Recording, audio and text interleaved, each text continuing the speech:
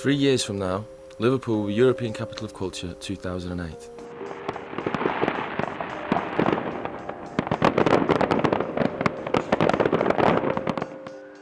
Since winning the award in 2003, the City Council have put into place massive new development plans for tourism and retail projects, such as a vast new shopping mall and luxury apartments on the waterfront.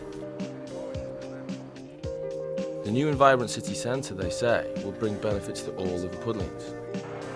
Unfortunately, some people don't seem to have been invited to this party.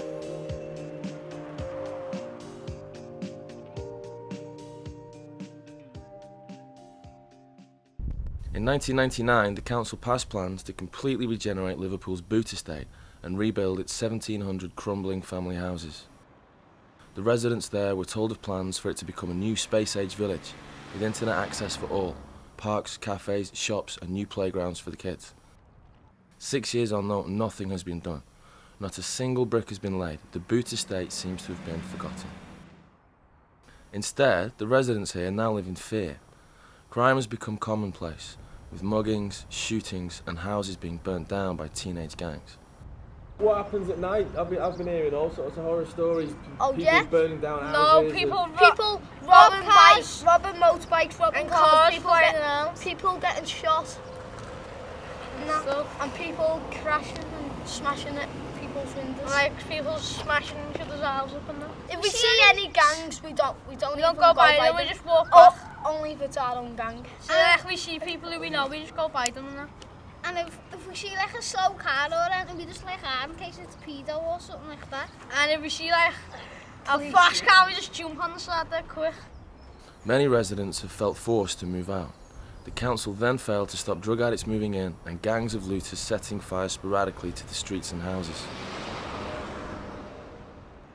The only people who are fond of this now empty estate are the schools of driving instructors. So tell me about the houses. Just all dead scatty in there. Just mingling like you There's can like see. only a couple of people live around here and that. It's gonna be soon. It'll be probably a bit better because it's gonna getting all new houses. Brand It's new gonna be a houses, village, like a innit? village. Yeah. All these stone ones getting knocked down. And The posh area over there's not. If you could grab someone who's in charge of all this stuff, what would you ask them for? Like do proper clean your houses up and knock the houses down quick and get people moved out and that. So what do kids do at night? Basically get into the empty properties, do what's happened there, set them on fire. I mean, I've had many a brick thrown at the side, I've had vehicles damaged, cars damaged outside the home. And a majority of them, I don't think they're from this area, because a lot of them have left and then they come back with whoever they've met up with on other parts of the city. They come back to this estate because it's a free-for-all. They can do anything they want because no one can see them. I've phoned the police on numerous occasions, it's never been followed up for different things. Sue's whole family grew up on the estate. Parents, grandparents, uncles, aunts and in-laws. But now her own 2 kids are ashamed to admit they live there. The empty houses on either side of her were taken over by crackheads and dealers. Arson attacks led to her nearly having a nervous breakdown. Because of this, she was forced to move to another house. They call it the Boot Estate, the worst estate in Europe. It's not our fault that it's gone like this, because as they've regenerated other areas in the city council don't vet people. Anyone's allowed to move in, where a registered social landlord can vet you. So we've had all the rabble from different parts of the city move on to this estate. Your son or your daughter doesn't like, to be associated. They're embarrassed. They really are embarrassed by it. That's a shame, isn't it? Yeah. I mean, he said, it's nothing against you, Mum. I know we've got a nice home. I know you're decent and all. He said, but it's the stigma you get outside the estate. If you say you're from the Boot Estate, oh, they're all scallies, they're all smackheads, they're all this, they're all that. And it's not, because there's a lot of decent people on the estate. It's just the way we're being treated. I think it's horrible.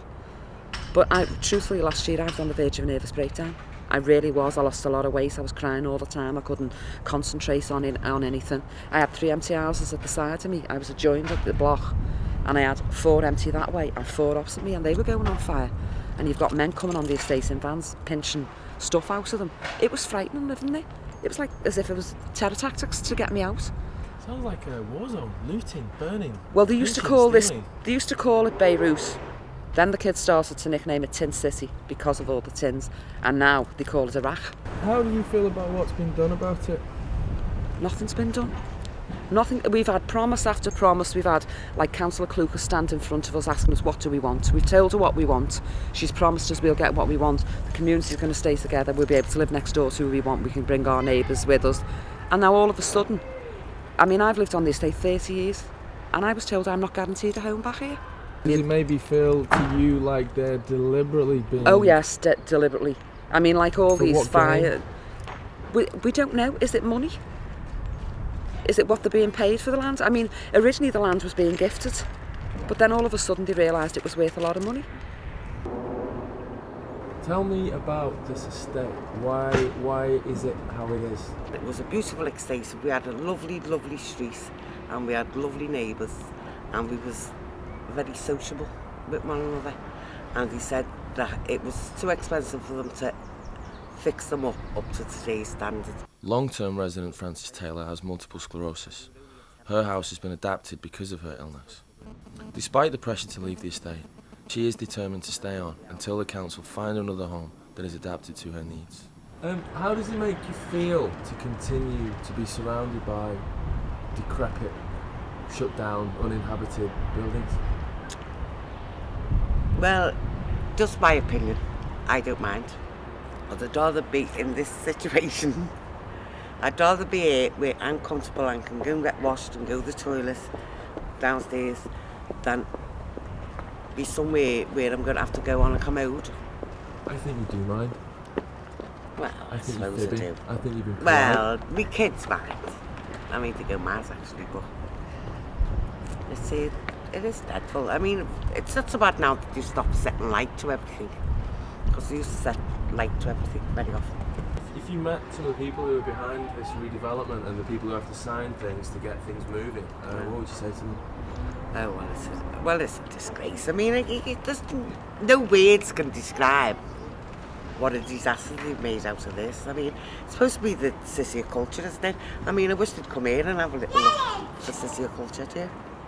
I mean, it is dreadful, isn't it? And how long have you been here? I've been here for 30 years. And I'll be here for another 30 if they don't give me what I want. And these are my guard dogs.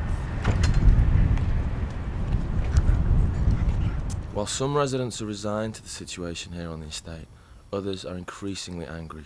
They have set up pressure groups trying to get the local council and the police to do something about the gangs ruling the streets. Jane Canning, a poet, has lived on the Boot estate now for 6 years. Refusing to be intimidated, Jane got involved with the North Liverpool Trailblazers, a residents group determined to get something done. Her outspoken manner has led to her windows being splattered with egg and smashed with stones. For the last 2 years now, Jane has been too afraid to sleep in the upstairs rooms. Instead, she sleeps on the living room sofa with a kitchen knife under her pillow. How do you feel that what's going on here is affecting, interpersonal relationships and things like that, the way people are getting on, the way the kids are treating other people, that kind of thing? It's a nightmare.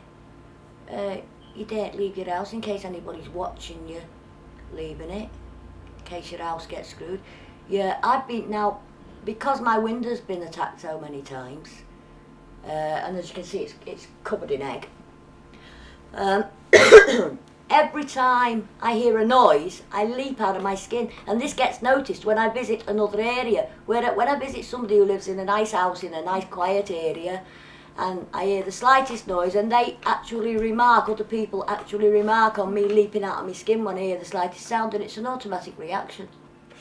But Bootle and Lindland is dreadful for this my dad's bigger than your dad thing. I mean, I've actually seen pitched battles with parents in the street. You know, the lad next door brought this kid's dad to fight his dad, and they stood and fought in the street over an argument between the kids.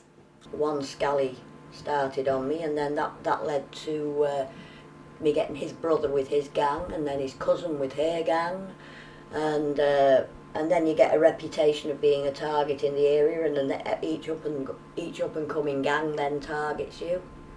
But I can understand people who do. sit there and do nothing about it. I can see where they're coming from, but it's not in my nature to do that. And I can't be like that. Jane feels that the council in particular are to blame for the current situation on the boot estate. They haven't got a clue. They couldn't run a piss up in a brewery. This estate has been a total disaster from start to finish for one reason or another. We still haven't seen a brick. And I'm not believing anything until we see a brick, even though they're saying they're starting building now. But, Liverpool's so shiny and lovely, it's capital of culture. Well, that's the city centre. Liverpool, capital of culture 2008. Greedy businessmen can't wait. The bid is announced, we aim for the heights. Politicians want their name in lights. The people rally to the call. We're something special after all. Liverpool humour's so well known, a wealth of talent all homegrown. The people of Liverpool win the day and carry the glittering prize away. But who will benefit from all this culture? The man in the street or the business vulture? The city centre's the jewel in the crown, the rest of Liverpool's falling down. Will the new wealth ever filter through to the likes of me and you?